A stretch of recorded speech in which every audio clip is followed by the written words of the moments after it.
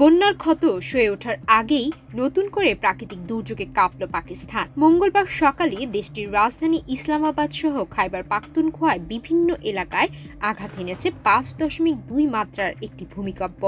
এর আগে টানা ভারী বৃষ্টিতে সৃষ্ট ভয়াবহ বন্যায় পাকিস্তানে 699 জনের মৃত্যু হয়েছে।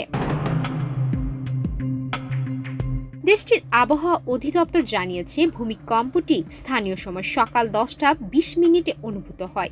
এর উৎপত্তি স্থল ছিল আফগানিস্তানের হিন্দুকুশ পর্বতমালা, যা মাটির প্রায় 190 কিলোমিটার গভীরে সংঘটিত হয়েছে। কম্পন অনুভূত হয় ইসলামাবাদ, রাওয়ালপিন্ডি, পেশোয়ার, সোয়াত, অ্যাবোটাবাদ সহ বেশ কয়েকটি অঞ্চলে।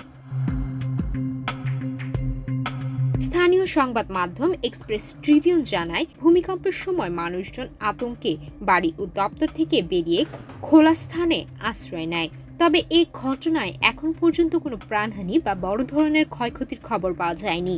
পাঞ্জাব প্রাদেশিক দুর্যোগ ব্যবস্থাপনা বিভাগ নিশ্চিত করেছে, ভূমিকম্পে তাদের এলাকায় হতাহতের কোনো তথ্য নেই।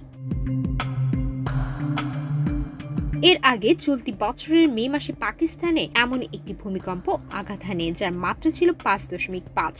তখনও ইসলামাবাদ, পাঞ্জাব ও খাইবার পাখতুনখোয়ার বিভিন্ন অঞ্চলে কম্পন অনুভূত হয়েছিল।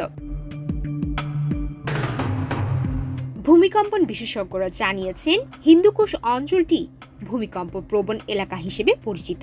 সেখানে সংঘটিত ভূমিকম্পগুলো সাধারণত গভীর ভূখণ্ডে হয়, ফলে এগুলো ভূপৃষ্ঠ প্রভাব তুলনামূলক কম হয়।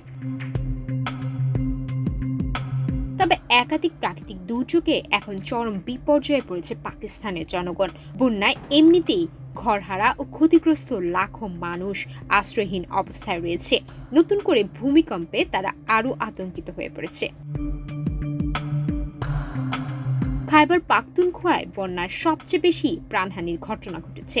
সেখানে একাধিক গ্রাম পুরোপুরি নিশ্চিহ্ন হয়ে গেছে।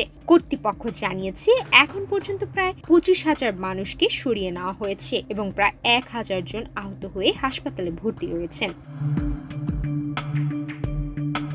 সরকার ইতিমধ্যে সেনাবাহিনী ও জরুরি উদ্ধার সংস্থাগুলোকে সর্বোচ্চ সতর্কতায় রেখেছেন। দেশের দুর্যোগ ব্যবস্থাপনা কর্তৃপক্ষ প্রতিনিয়ত পরিস্থিতি পর্যবেক্ষণ করছে এবং সাধারণ মানুষকে সচেতন থাকার আহ্বান জানিয়েছে।